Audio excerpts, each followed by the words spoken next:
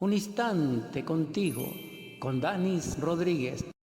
Feliz día a la audiencia. Quiero compartir el conocimiento que nos permite reflexionar sobre ese tejido maravilloso que nos une y que debemos hacernos conscientes de él, que es en esta metáfora, en esta simbología, el sentimiento y sus emociones. Para ello, vamos a contemplar un paisaje mirífico, saturado de luz, de calor, de belleza, donde el aliento de las plantas se mezcla con el aliento de las aves del cielo, también con el aliento de ese reino animal que comparte esa belleza, ese escenario.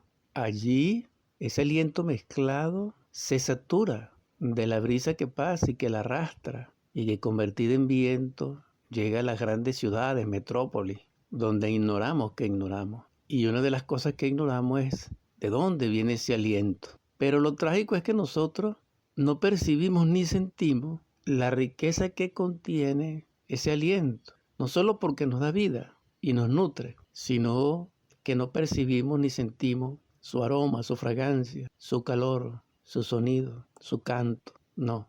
En esta metáfora también contemplamos el agua que contiene ese aliento, porque en esa montaña contemplada era mantenida por un riachuelo que se deslizaba suavemente a sus pies y alimentaba todo allí, reflejando la luz del sol y de la luna. Así completa esta contemplación, ese aliento que llega a nosotros, contiene así esa imagen, y esa imagen refleja el sentimiento. Nosotros ignoramos ese sentimiento y esa emoción, porque ese es el estado en que nos encontramos, inconscientes, abstraídos del mundo material, sumergidos a veces totalmente en nuestro propio egoísmo, tristes, entregados a la perfidia del yo.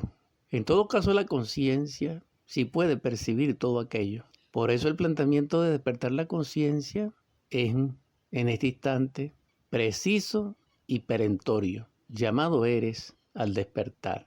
Al tenor, para ello necesitamos trabajar primeramente sobre nuestras emociones. Eso nos va a permitir establecer un orden en el centro emocional, que sabemos es 60.000 veces más rápido que el centro pensante y 30.000 veces más rápido que los centros instintivo motor. Sin embargo, fuera de la velocidad, este centro es el primero que debe ser trabajado psicológicamente para poder realizar el trabajo en forma ordenada, bajo la gracia, la verdad y la regencia de nuestro Padre Madre, y así eficazmente y en forma objetiva, sin duda alguna, perdernos en el intento, fracasar.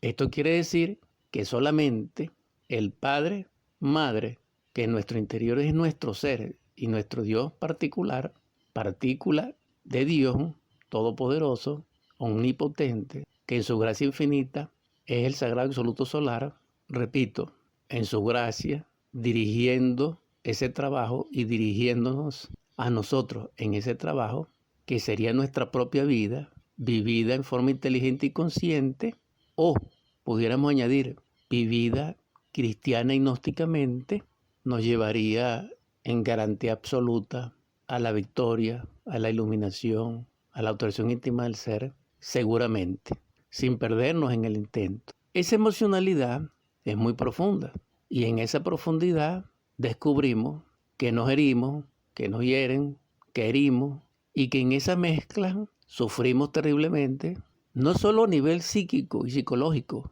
sino también incluso físicamente, a nivel patológico, psicosomático, con las variadas consecuencias de enfermedades, etc.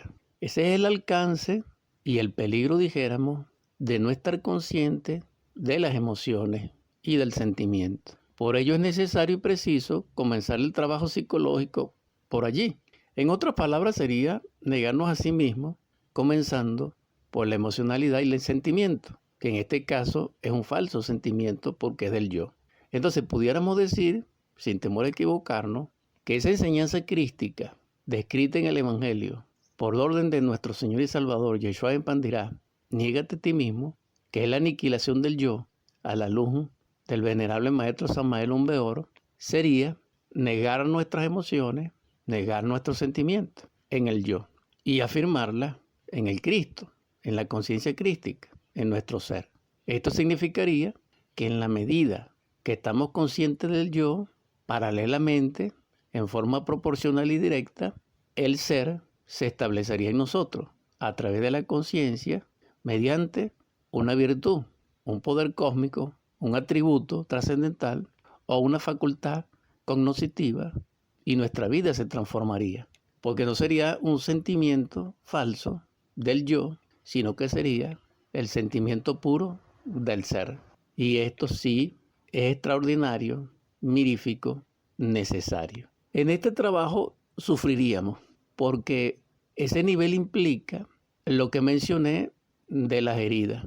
Y además está en juego las reacciones de los jugos glandulares del sistema endocrino que se relacionan psicosomáticamente con patología y con enfermedades como consecuencia. ¿Qué debemos hacer entonces? En humildad, en oración, en recuerdo de sí, siempre apelar a nuestra Madre Divina Kundalini, a ella, y en su gracia, nuestro Cristo íntimo obra, fortaleciéndonos, salvándonos, protegiéndonos, dándonos sabiduría, fortaleza, autodominio. Y con esos recursos, en forma segura, avanzamos en el autodescubrimiento de las emociones negativas, del falso sentimentalismo, y podemos eliminarlo. Entonces vemos el autodescubrimiento como primer paso y vemos el trabajo de eliminación.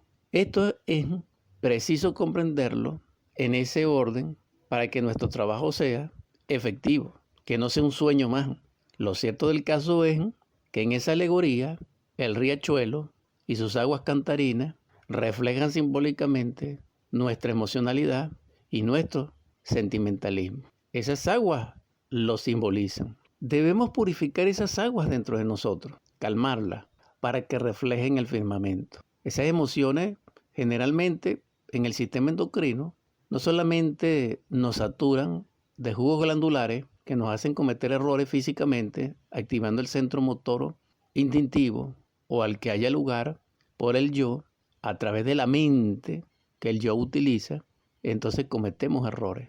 Y esos errores tienen una causa dentro de nosotros que es un defecto psicológico. Por eso hay que trabajar esas emociones para poderlas descubrir, porque el yo primero es emoción y después es mental. Aunque no estemos conscientes de ese tiempo diferencial en el proceso de manifestación del yo, así es.